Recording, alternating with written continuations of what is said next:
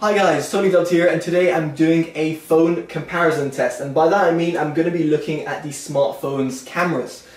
The reason I wanted to do this is simply because of my own interest. I've seen a lot of advertising and marketing from various different companies across the world boasting about their smartphone's capabilities. So in this video I'm going to be comparing a variety of different phones, and I appreciate I can't cover every single phone. Also, I'm going to apologize right now that this video is going to be a bit long, and that this intro right now that I'm doing before actually getting in test shots is a bit long, and the reason why is because I want to explain certain things. So first of all, the phones I've got, and this is courtesy of Vodafone UK, the Pixel 3, the Pixel 3 XL, the Mate 20 Pro, and the OnePlus 6T. And courtesy of Samsung, I've got the Galaxy S9 and the Galaxy A7. Before you think, oh, this is a sponsored video, it absolutely isn't. This is not sponsored. I make 0 pennies off YouTube, and I'm just doing it for my fun. But I thought I'd like to share it with the World Wide Web, and therefore get some sort of benefit for you guys to see some sort of honest content from me, but then also for me to actually have a hands-on with thousands and pounds of worth of phones in my pocket and like switching them around and taking pictures. Now, in terms of what I've been testing, it's purely the camera and the recording capabilities. I have not been looking at the UI, the camera app, the lack of 3.5mm jacks. Why, people? But yeah, just looking at the picture quality, and obviously I've been assessing that on my computer, and I've got a IPS monitor, which is relatively good, to say the least, when it comes to picture and video editing. So I'm using that in order to compare them. So all these thoughts, just bear in mind, are based off my own knowledge. I'm not a camera nerd. I am a bit of a geek, to say the least, but I'm someone who will appreciate the ease of use and the fact of what the output quality is. In order to make this a level playing field, I've also put all the phones on, should I say the same settings, the auto settings. And reason why on the auto settings rather than like a manual setting and some crazy little exposures and whatever it might be, simply because when the average Joe is picking up the phone, someone's not going to really want to fiddle around with all that to take a quick shot, like of a sunset that's going to go down in about 10 minutes. They just want to take that photo. And in this case, I've been looking at using that almost on the base of like an auto basis. However, that's not to say I haven't tested the various modes, and also tested, like, say, night mode, that is relatively new for the Pixel 3 XL and the Pixel 3. There's one thing I should mention, again, before getting into this. Now, shout out to Tommy, Gadgets Boy, you might know him, really cool guy. The Mate 20 Pro has got 2 settings. When I say 2 settings, it's got a few different resolution settings. The top 2 are the ones you should be concerned about, simply because one of them is 10 megapixel and the other one's 40 megapixel. Naturally, I did all my tests in 40 megapixel. However, Tommy pointed out, after I'd done all the tests and no longer have access to going there at this point, is that the 40 megapixel option does crush the dynamic range. And that is completely true, and I'll show you why, because I did do tests afterwards with all the phones again in one certain scenario. You will see that the dynamic range is crushed, and therefore the image looks almost like contrast has been sapped out of it. So just bear that in mind, that all these pictures that you will see of the Mate 20 Pro are done on the 40 megapixel setting. So there we go, let's get into it. So first of all, we're going to start off with the OnePlus 5T on this outdoor shot. This was taken without HDR, and right now you'll be seeing transition to the HDR image. Now the HDR image kind of brings out the sort of deep blacks that you're going to get in the image, but then kind of brings it out a bit too much for my liking. So somewhat preferred the normal OnePlus 5T image. However, with HDR you do get a little bit better dynamic range, and if you look in the background at the skies at the top right hand side, you can see those clouds are a little bit more obvious. Moving on to the OnePlus 6T. Now the 6T straight away, massive sort of difference over the 5T. You've got a lot better detail at the front, the clouds are a little bit more uniform, and just detail is just really brought out to life, and it's very impressive. Moving on, we've got the Galaxy A7, kind of a subdued sort of tone, a little bit of a colder tone that you'd normally expect. Very good detail yet again, but doesn't quite compete with the OnePlus 6T. Then we've got the Mate 20 Pro. Surprisingly here, the Mate 20 Pro captures obviously a lot of detail with its 40 megapixel sensor. However, When it comes to looking at the dark shadows or even like sort of detail, it wasn't quite up to par with the OnePlus 6T, and I appreciate the 6T might have looked a little bit over the top, but here the Mate 20 Pro felt a little bit too dark for my liking. Moving on to the Pixel 3 XL. Now the Pixel 3 XL for me looked stunning. It sort of had the mix of that OnePlus 6T image and the Mate 20 Pro and put all into one. Here the sensor has done a fantastic job in sort of depicting the scene, and I must say, out of the bunch, I think it was the best.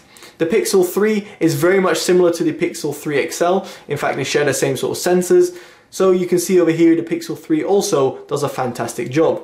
And then finally we've got the Galaxy S9, which I don't know if you've noticed, but if you quickly go back on the video, you'll notice that the S9 has a cooler tone. Or should I say that the Pixel 3 phones, the Pixel 3 and Pixel 3 XL, have a warmer color tone to them. So therefore, the S9 is technically accurate, a little bit more accurate, but in terms of overall detail and sharpness and the way that the scene is depicted, I would say the Pixel 3 comes out on top. Moving on to macro shots, you can see the 5T again at the front. Again, it does a great job in terms of blurring out that background. And moving on to the 6T, you can see those sort of improvements again that have been done. The macro at the front has been very well. So moving on to the A7, we've got some sort of recurring theme going on over here. A little bit of a blue film applied and a little bit of blurriness as well. It's not as sharp as the other phones in the roundup. So a decent job for a mid-range phone, but not quite up to scratch with a flagship. The Mate 20 Pro here really does shine versus the other phones that I just mentioned. It does really bring out that leaf at the foreground, and the background is very well blurred and not overly done in some respects. However, to me, the Pixel 3 and the Pixel 3 XL yet again came out. The amount of detail that was captured at that front leaf is absolutely incredible. The sharpness to the overall color saturation, I think Google have done a fantastic job with the Pixel 3 and the Pixel 3 XL. No complaints, and to me the winner over here was the Pixel 3 XL. And of course, worth mentioning the S9 more than anything, but the S9 again, a good job, but again there's a little bit of blurriness at the front, not quite as sharp as some of its competitors. Now, nighttime photography is always a key thing when you're going sightseeing or you just want to take some stunning views. It's something that's really challenging for phones, and here you can see the 5T kind of struggles. There's quite a lot of image noise happening around the building at the front right hand side, and that's where I tap to focus, by the way, and at the background is a little bit of blurriness and kind of like smoothing effect that's happening. If we move over to 6T, suddenly you can see those improvements. There is still a lot of image noise if you look up towards the clouds, and even at the bottom right hand corner towards the building, you'll see there's still a bit of image noise. However, the overall image itself is far better than what it was on the 5T, and what OnePlus have achieved over here is fantastic. So I must say OnePlus did a fantastic job. Moving on to the Galaxy A7, again, kind of a cooler tone, a little bit blurry, especially on the left hand side where that church spike is. You'll notice a little bit blurry around there, and the trees are kind of like a mushy mess. They're not really refined. Very hard to capture, and for a mid-range phone it does a good job, but again doesn't compete with a flagship. Moving on to the Mate 20 Pro. The Mate 20 Pro has two modes. You've got the normal mode, of course, 40 megapixel is the one I used, and then of course you've got the night mode as well. And the Mate 20 Pro does a decent job in depicting the scene. It was this dark, but I would want more detail. So to me, it doesn't quite complete to the 6T. However, if you whack on night mode, suddenly that image comes to life and you can see a lot more. Specifically at the bottom where the trees are, you can suddenly see greenery, which is something that was a kind of rarity with other of the smartphones in this roundup. So I must say, the way that Mate 20 Pro has done it in night mode is very impressive. However, much like the Galaxy A7, there's a bit of blurring at the background, and by the church spike, it's almost like little blobs of trees rather than the actual tree details. The OnePlus 6T also has a night mode, so it should be compared and should be mentioned, but you can see over here straight away that the trees at the foreground that I mentioned before by the train line are pretty much invisible. It's pretty much all black. So yes, the 60 does a great job in night mode in terms of depicting the overall scene and in terms of the detail, but the Mate 20 Pro's night mode does a better job in terms of bringing out more light. Then we bring up to the Pixel 3 XL, and for me this was absolutely incredible at the way that these two phones were able to cope with it. Now, if you have it on normal, if you take it with the normal mode, you will be able to see that it's still a bit of blurriness in the background, it's a little bit of image noise as well, and it's still quite dark. It's not quite as what you'd expect it to be from a sort of flagship phone, kind of on par with what the Mate 20 Pro did.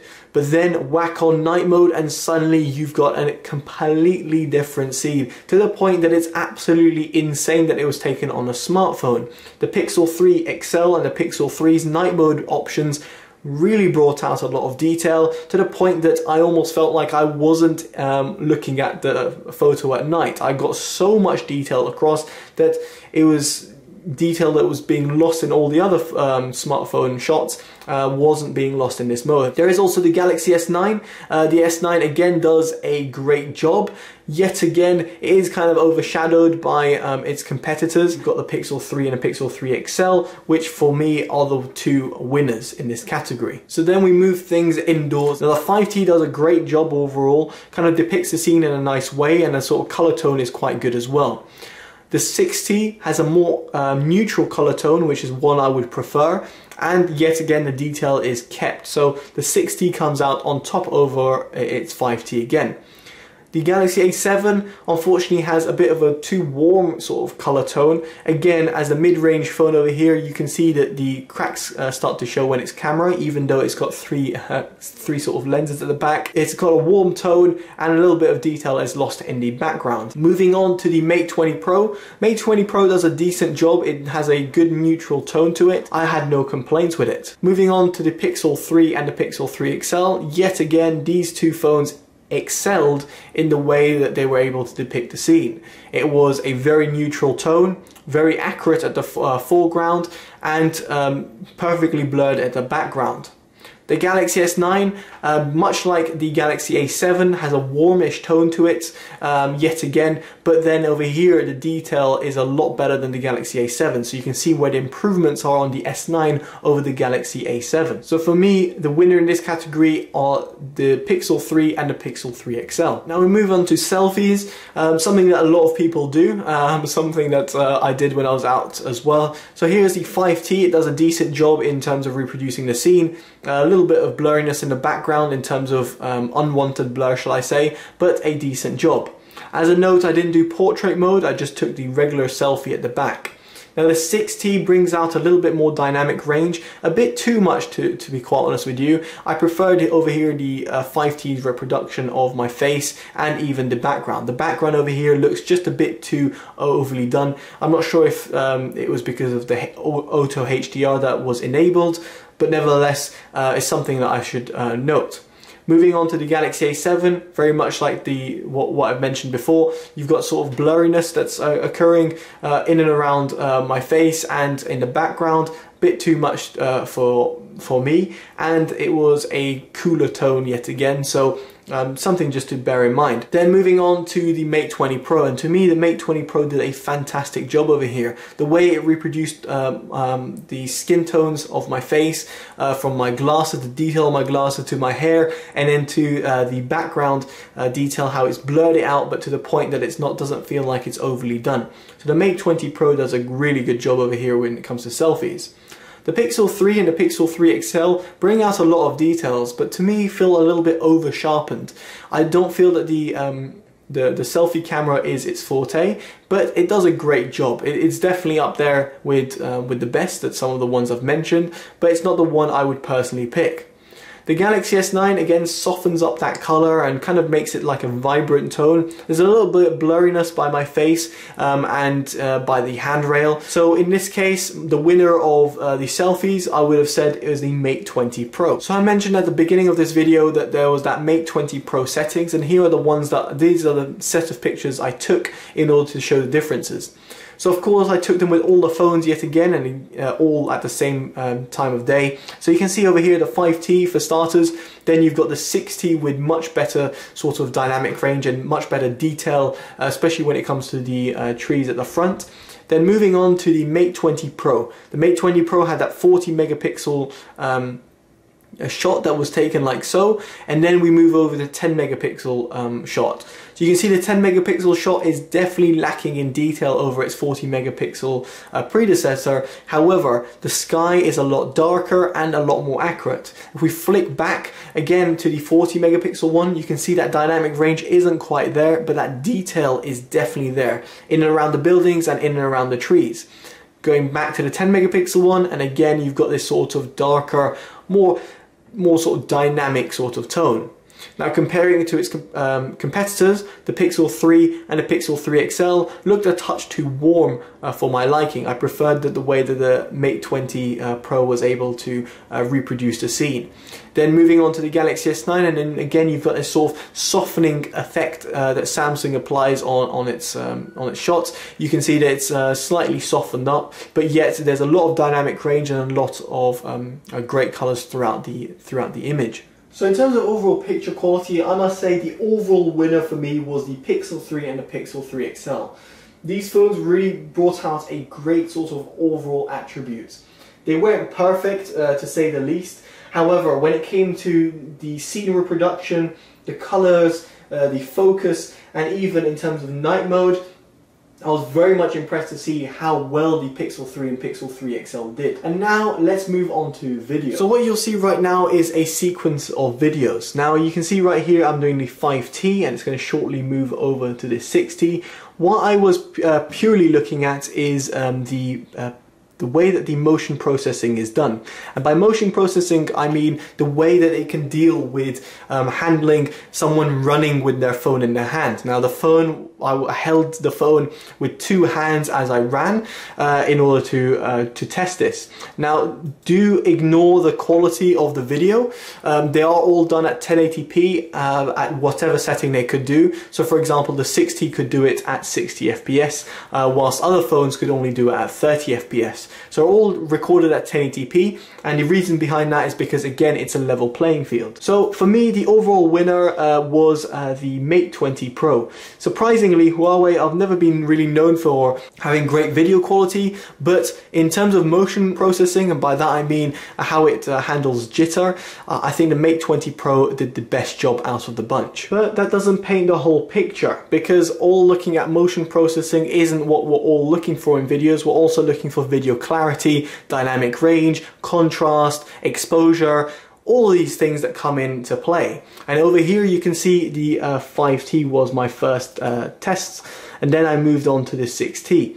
Now the 6T was able to reproduce scene again with a little bit better, a little better sharpness. It wasn't like a night and day difference, almost like the pictures were, but I would say the 6T did a great job overall in terms of depicting the scene. The Galaxy A7 did again a decent job at it. Again, very much like its picture quality, it was a little bit blurred out, and the motion processing did struggle at times. For example, if you look there, you can see my bag kind of jittering a little bit around, even though it was just laying down flat on the grass. So it's just worth mentioning. The Mate 20 Pro, even though it came out on top in terms of having the best sort of motion processing, it did really lack in terms of detail. It looked very much soft in terms of an image, and just wasn't that appealing to me. It just didn't look that great. So when it came to video quality, not motion processing, but just purely video quality and dynamic range, the Mate 20 Pro wasn't the one that won out of the bunch. The Pixel 3 and the Pixel 3 XL to me did a fantastic job. Okay, their motion processing isn't the best. However, in terms of capturing light and capturing the dynamic range and the detail, I must say the Pixel 3 and Pixel 3 XL did a fantastic job. The Galaxy S9 as well, very worth mentioning. However, there's a slight weird motion processing happening here, which does affect the overall image. However, when looking at more of a like sort of still sort of shot, the S9 was for me the best out of the bunch. So really it depends on what you prefer. So when it came to the overall video quality, which one is it the one that I would pick? Well, it's a tough one because I quite like the Galaxy S9, but then the motion processing did put me off as soon as I started panning around. And then the Pixel 3 was good, but not perfect. So if I had to choose out of all of them, I would actually have to go with the Pixel 3 and Pixel 3 XL. It didn't have the best motion processing, neither did it have the best dynamic range, but in order to get that overall image, I think the Pixel 3 and Pixel 3 XL come out on top. The Mate 20 Pro is worth mentioning. It's just that I just didn't like the amount of detail it was able to capture. It just felt too low. And I'm not talking about the resolution because, again, all of them are running at 1080p. It's just the way that it was reproducing the scene. It just didn't look that great. Galaxy A7, great for a mid-range phone. Again, cannot keep up with flagship phones. The 5T, old and replaced by the 6T, which does a lot better job. But still worth mentioning that the 5T is a good performer when it comes to video quality. So as I said, overall winner when it comes to video was the Pixel 3. So if it wasn't already obvious which phone would come out on top, yes it is the Pixel 3 and the Pixel 3 XL. Despite a lot of hype and a lot of talk about the Mate 20 Pro being the best smartphone camera out there, personally if I was asked which one I would pick the Pixel 3 or the Pixel 3 XL. Sure, it might not be excelling in every sort of department, and neither do any of these phones that I've mentioned, but still, out of the overall best sort of experience and results that I got, I would definitely have to say the Pixel 3 and Pixel 3 XL come out on top when it comes to smartphone camera quality. Again, I'm not mentioning here anything about software, the app design, or the interface, or the feel, or the lacking of jacks, or whatever it might be. Purely for cameras and filming, the Pixel 3 and Pixel 3 XL have done a fantastic job. I would say second or third, depending on which way you like to look at it, it has to be the Mate 20 Pro. It does a great job. That 40 megapixel sensor is very impressive. Below that, I would have to choose between the OnePlus 6T and the S9. I would lean towards the 6T simply because of its dynamic range that it was able to reproduce. It might not look as accurate, but it's very good. Then comes the Galaxy S9, which does look a bit softened out in comparison. Then comes my OnePlus 5T, which is a bit old now when it comes to its comparison. And then finally the Galaxy A7, which was the worst out of the bunch, but very good for a mid-range phone. When it's put up against flagship phones, you can see why you'd be paying more for a flagship phone such as the Galaxy S9 or let's say the Pixel 3 or Pixel 3 XL. So there we go guys, let me know in the comments below what you think. Like, favorite and share if you like this video. I know it's been a long video, but I really do want to cover everything and give you all sorts of information that you require and that you like from it. I don't want to skimp out on any details, and because I'm doing this purely for fun, I do try and be as in-depth as possible as I can, but not being overly technical because I don't want to alienate people who ultimately this video is for. If you're a true camera file or video file, whatever you want to call yourself, then you're probably going to stick to a DSLR or a compact camera versus going for a phone anyway. But nevertheless, you might be interested to hear my thoughts and opinions. So there we go guys, I've been Totally Dubbed, take care and bye bye.